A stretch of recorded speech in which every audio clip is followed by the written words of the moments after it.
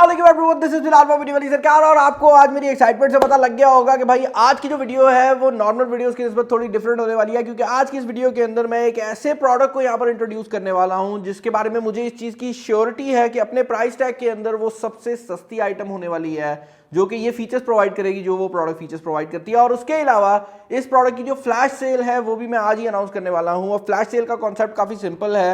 जब भी कोई प्रोडक्ट लॉन्च होती है फ्लैश सेल में तो जनरली उसका जो स्टार्ट का प्राइस टैग होता है वो कंपनी सबसे कम रखती है और उसके बाद वो अपने फुल प्राइस टैग में चली जाती है। और ये जो पहला प्राइस टैग होता है ये दोबारा कभी नहीं आता।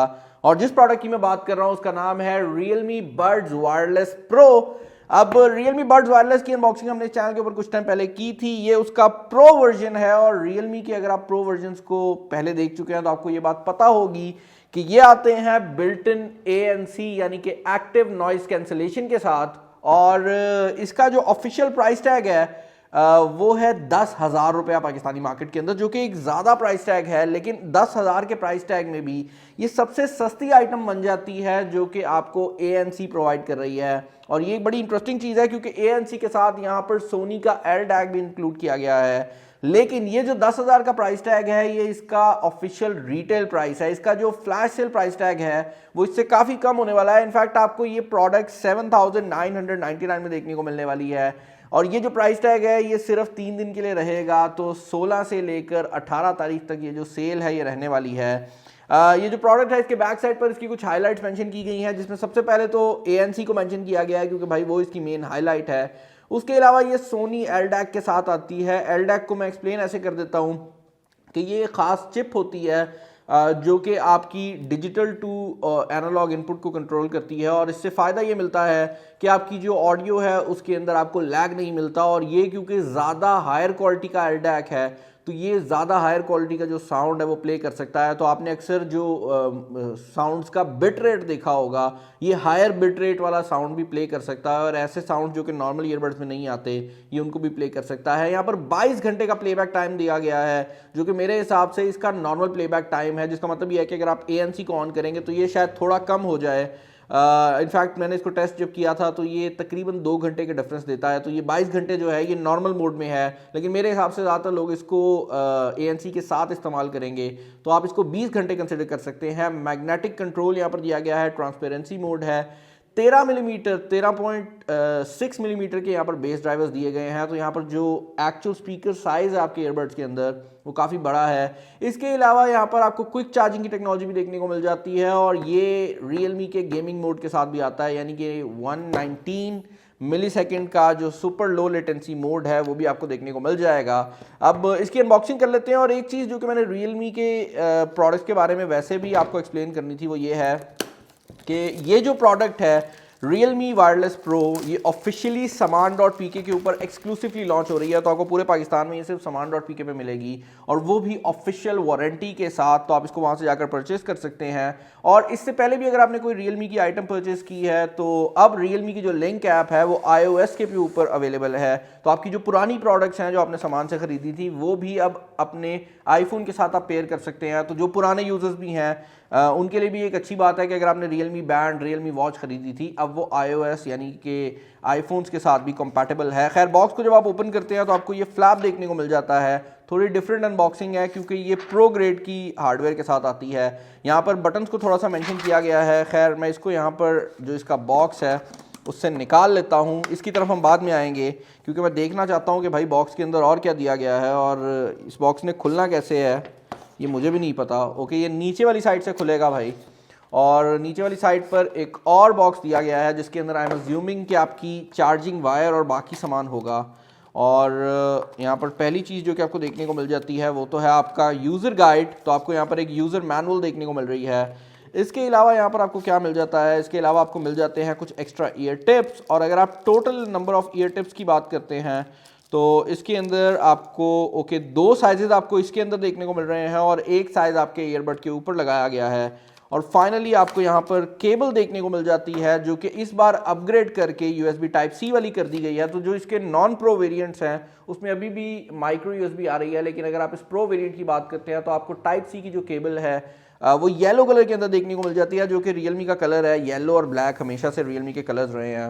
और यहाँ पर ये जो ईयरबड्स हैं ये मौजूद हैं। अब अगर आप इनके डिज़ाइन और फील की बात करते हैं तो पहली चीज़ जो कि मैंने नोटिस किया वो ये है कि इनका जो साइज़ है वो हर लिहाज से जो Realme बड्स वायरलेस आते थे इससे पहले उनसे थोड़ा बड़ा है। यानी कि अगर आप इस नेक बैंड की बात करते हैं थोड़ा ज़्यादा मोटा है, अगर आप इस एरिया की बात करते हैं ये थोड़ा ज़्यादा लंबाई में है, और इवन अगर आप इस एक्चुअल ड्राइवर की बात करते हैं तो इसका साइज़ भी जो है वो पहले की निस्बत बढ़ाया गया है। और इसका साइज़ बढ़ने के पीछे रीज़न ये है कि ऑल दो यहाँ पर डिज़ाइन जो है वो काफ़ी सिमिलर रखा गया है, लेकिन इसके अंदर क्योंकि बहुत ज़्यादा नए फीचर्स को इंक्लूड किया गया है तो उन फीचर्स की वजह से इसका जो ओवरऑल साइज़ है वो ज़रा बड़ा हो जाता है। लेकिन इसका मसला नहीं है क्योंकि ये एक नेक बैंड डिज़ाइन में आती है, तो जब आप इसको इस्तेमाल कर लेंगे आप इसको वापस लगा देंगे।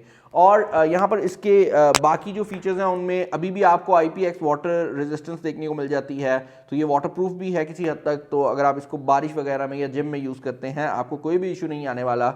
अभी भी यहाँ पर आपको ऑटो कनेक्ट और ऑटो टर्न ऑफ का ऑप्शन मिल जाता है, तो जब आप इसको यूज़ कर लेंगे आप इसको वापस छोड़ेंगे ये मैग्नेट के थ्रू कनेक्ट हो जाएगी और ये ऑटोमेटिकली आपके मोबाइल फ़ोन से डिस्कनेक्ट भी हो जाएगी। और जैसे ही आप इसको दोबारा ओपन करेंगे, मैंने अपने गर्दन पे ही फंसा लिया है इसको, जैसे ही आप इसको दोबारा ओपन करके कानों में लगाएंगे ये ऑटोमेटिकली आपके मोबाइल फ़ोन के साथ पेयर भी हो जाती है।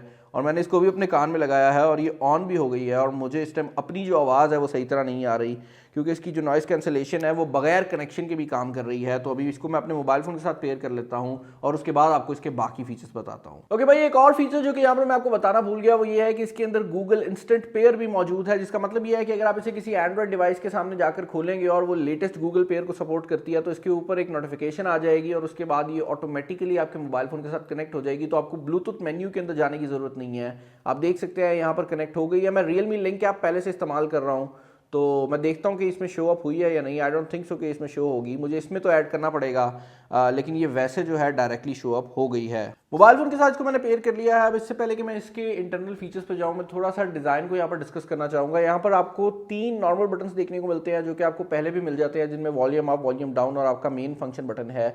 और उसके अलावा आपको ये एक एक्स्ट्रा बटन देखने को मिल रहा है जो कि नॉइस कैंसिलेशन या ट्रांसपेरेंसी मोड को ऑन करेगा, जो कि दोनों ऐसे मोड्स हैं जिनको मैं आगे चलकर आपको बताता हूँ। अदर देन दैट अगर आप इन ईयर टिप्स की बात करते हैं तो इनके अंदर भी जो सबसे बड़ा डिफरेंस है वो यही है कि एक तो इनका डिज़ाइन थोड़ा ज़्यादा बड़ा कर दिया गया है और दूसरा यहाँ पर आपको कुछ ज़्यादा ओपनिंग्स देखने को मिल रही हैं जो कि बेसिकली इसके नॉइस कैंसिलेशन के माइक्स हैं। क्योंकि नॉइज़ कैंसिलेशन के लिए एक से ज़्यादा माइक की ज़रूरत पड़ती है, तो आपके जो नॉइज़ कैंसिलेशन वाले माइक्रोफोन्स हैं वो आपके ईयरबड्स के अंदर मौजूद हैं और आपका जो एक्चुअल कॉल का माइक है वो आपके नीचे वाली साइड पे मौजूद है जो कि आपके मुंह के करीब रहेगा। तो नॉइज़ कैंसिलेशन के लिए सेपरेट माइक्रोफोन्स हैं और आपकी कॉल क्वालिटी के लिए सेपरेट माइक्स को लगाया गया है। मैं इनकी ऑडियो क्वालिटी को चेक करता हूँ और देखते हैं कि इनकी ऑडियो क्वालिटी कैसी रहती है।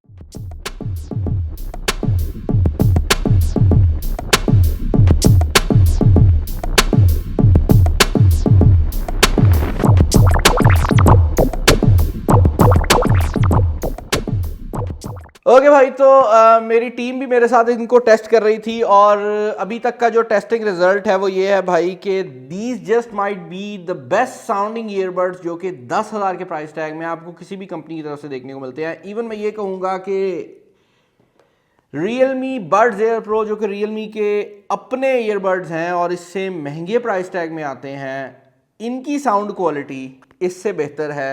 और ये एक बहुत बड़ी स्टेटमेंट है, मैं इससे बड़ी स्टेटमेंट दे नहीं सकता। यहाँ पर जो बेस है वो बहुत ज़्यादा रखी गई है और उससे भी ज़्यादा जो इंपॉर्टेंट चीज़ है वो ये है कि यहाँ पर एक बेस बूस्ट मोड दिया गया है जो कि इसकी ऐप में मौजूद है, जो कि Realme के जो वायरलेस बर्ड्स हैं नॉर्मल वाले उनमें भी अवेलेबल था बर्ड्स में, लेकिन ये जो बेस बूस्ट मोड है इसके ऊपर बहुत अच्छी तरह से काम करता है। और उससे भी ज़्यादा इंपॉर्टेंट बात यह है कि यहाँ पर जो वॉल्यूम एनहांसर का मोड है जब आप उसको ऑन करते हैं तो वो एक्चुअल में वॉल्यूम को एनहांस करता है और आपके कानों में ऐसा फील नहीं होता कि आवाज़ फट रही हो। आवाज़ बहुत ज़्यादा हो जाती है लेकिन आवाज़ फटती नहीं है। और उसके अलावा मैं यहाँ पर ये चीज़ भी इंक्लूड कर दूँ कि जब आप इसको मुकम्मल फुल वॉल्यूम पे चला रहे होते हैं तो कोई तरीका नहीं है कि आपको बाहर का साउंड आ जाए। इवन इसका जो ट्रांसपेरेंसी मोड है जो कि ख़ास तौर पर इसलिए बनाया गया है कि आपको बाहर का जो साउंड है वो आता रहे, वो भी काम करना छोड़ जाता है, ऑन रहता है लेकिन आवाज़ नहीं आती। तो अगर आप इसको लेते हैं तो ट्रांसपेरेंसी मोड को ये मत समझिएगा कि आप इसको मैक्सिमम वॉल्यूम पे रखेंगे और ट्रांसपेरेंसी मोड काम करेगा। इसके साथ अगर आपने ट्रांसपेरेंसी मोड को ऑन रखना है तो आई वुड रिकमेंड कि 75% वॉल्यूम तक जो ट्रांसपेरेंसी मोड है वो काम करता है।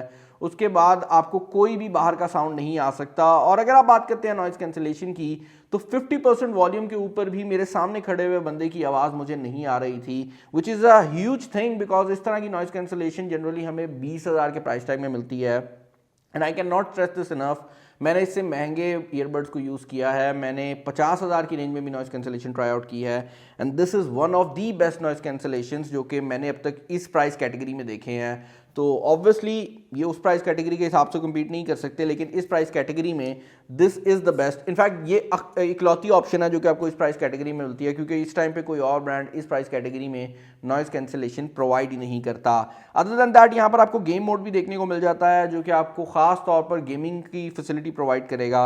यहाँ पर एक चीज़ मुझे बड़ी अजीब लगी है, और वो ये है कि जब आप इसको ऑफ करते हैं, यानी कि आप इसको वापस लगाते हैं और दोबारा ऑन करते हैं, तो अगर आपने गेम मोड को ऑन किया भी होता है वो ऑफ हो जाता है, आपको उसको दोबारा सेटिंग मेन्यू में जाकर सेलेक्ट करना पड़ता है। तो अगर आप एक गेमर हैं, ये थोड़ा सा अनोइंग इस तरह हो जाता है कि आपको बार बार गेम मोड ऑन करना पड़ेगा जब भी आप सेशन करते हैं, लेकिन गेम मोड यहाँ पर अवेलेबल है और वो आपको सुपर लो लेटेंसी भी प्रोवाइड कर देगा। ये वाटर रेजिस्टेंस भी आपको प्रोवाइड करता है, ये आपको क्विक चार्ज भी प्रोवाइड करता है, और इसके अंदर आप चीज़ों को अपने हिसाब से कस्टमाइज़ भी कर सकते हैं।